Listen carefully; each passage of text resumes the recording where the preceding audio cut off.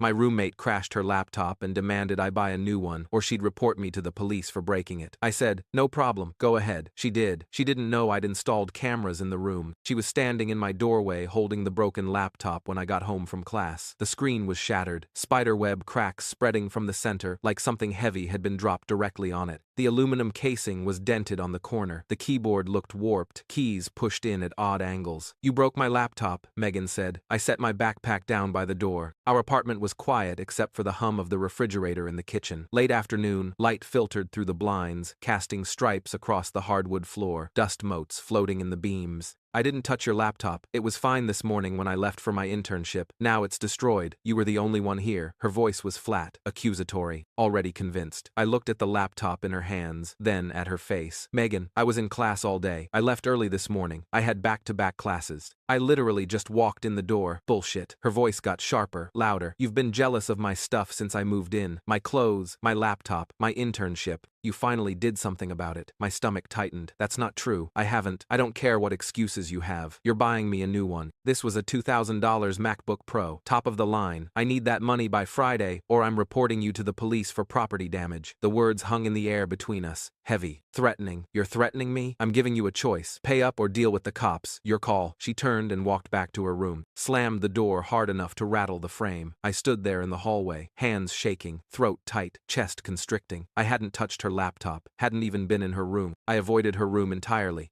We weren't those kinds of roommates. We barely spoke most days. But she was going to report me anyway, frame me for something I didn't do. I went to my room, closed the door, sat on my bed, stared at the wall. My heart was pounding, my mind racing. $2,000. I didn't have $2,000. I was a college student, working part-time at a coffee shop.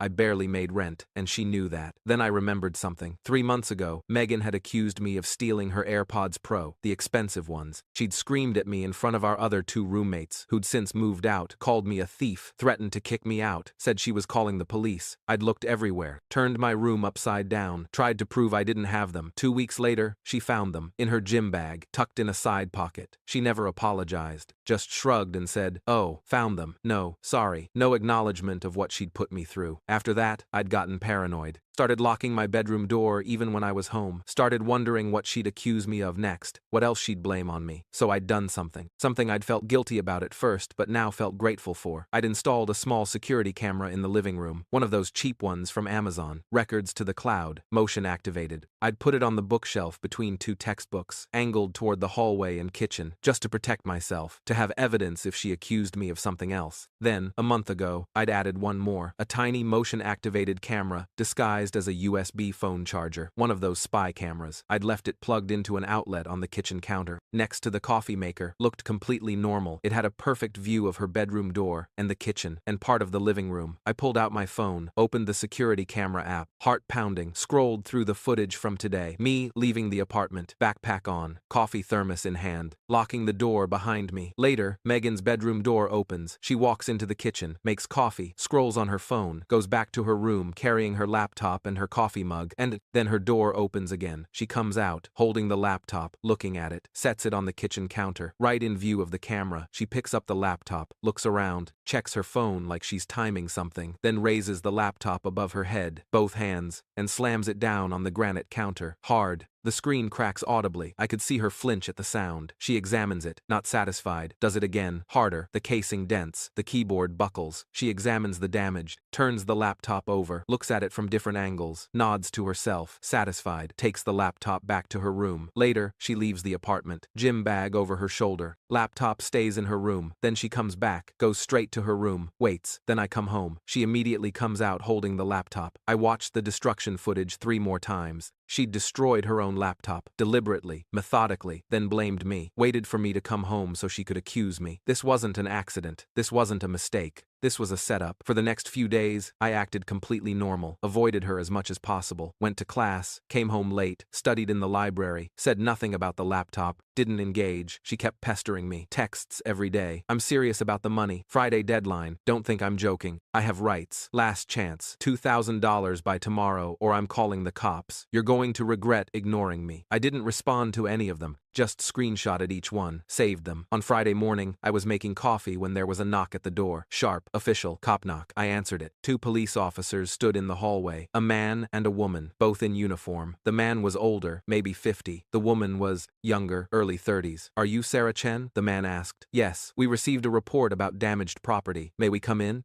I stepped aside. Of course. My heart was pounding, but I kept my face neutral, calm. Megan appeared from her room immediately, like she'd been waiting, listening. She was holding the broken laptop. Her expression was smug, satisfied, victorious. Officer, thank you for coming. Her voice was sweet now, polite, victim voice. My roommate destroyed my laptop. I have witnesses who saw her acting strange around my belongings. She's been jealous of me since I moved in 6 months ago. She won't pay for the damaged $2,000, so I had no choice but to file a report. The male officer looked at me. Is this true? Did you damage her property? No, she's lying, Megan interrupted quickly. She was the only one here when it happened. I left for my internship, came home later. My laptop was destroyed. She was here the whole time. The female officer was taking notes. Were you home during that time? No, I was in class. I left early in the morning and got home in the afternoon. She's lying, Megan said again. Voice harder now. She doesn't have proof, and I have texts where she's been hostile toward me. Actually, I said calmly, I have security cameras in the apartment. Megan's face went pale, completely white. What? I installed them 3 months ago, after you accused me of stealing your AirPods and then found them in your gym bag without apologizing. I installed cameras to protect myself, for situations exactly like this. You can't, that's illegal, you can't record me without my consent. The cameras are in common areas, I said. The living room and kitchen, not in bedrooms or bathrooms. That's legal in this state. I checked. I pulled out my phone, opened the app, found the footage from earlier in the week. Here, this is from the day the laptop was damaged. I handed the phone to the male officer. He watched. His expression shifted from neutral to surprised to cold. The female officer leaned in to watch over his shoulder. Megan walking into the kitchen with her laptop. Megan setting the laptop on the counter. Megan raising the laptop above her head. Megan slamming it down on the counter. The crack visible. Her doing it again. Megan examining the damage, nodding. The officer rewound it. Watched the destruction part again, then handed my phone to his partner. She watched it, her lips pressed together. The male officer looked at Megan. His voice was different now, harder. Ma'am, is this you in the video? Her mouth opened, closed, opened again. That's edited, she edited that. This is time-stamped cloud footage, ma'am, from a security camera. This shows you intentionally destroying your own property. No, and then filing a false police report claiming your roommate did it. She can't record me without my permission. That's not legal. You can't use that. The female officer spoke for the first time. The cameras are in shared common areas. Your roommate has every right to have security cameras in her own apartment. The footage is admissible.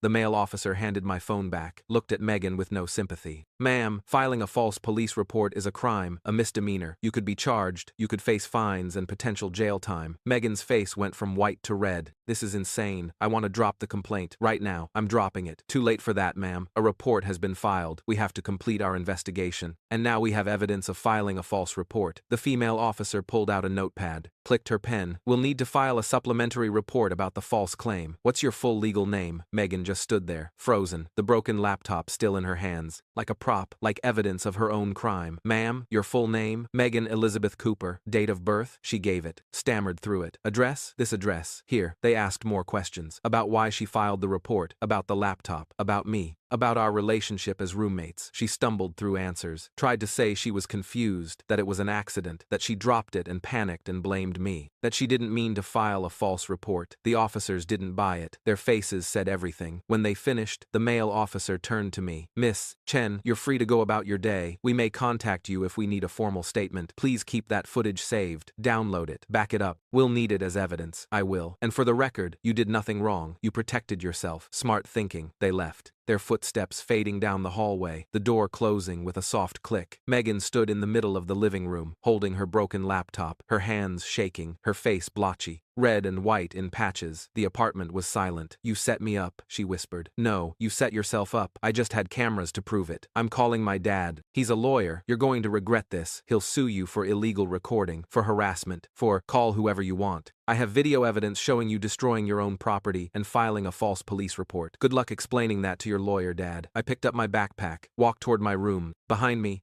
I heard her laptop hit the floor, the broken pieces scattering across the hardwood. I closed my door and locked it.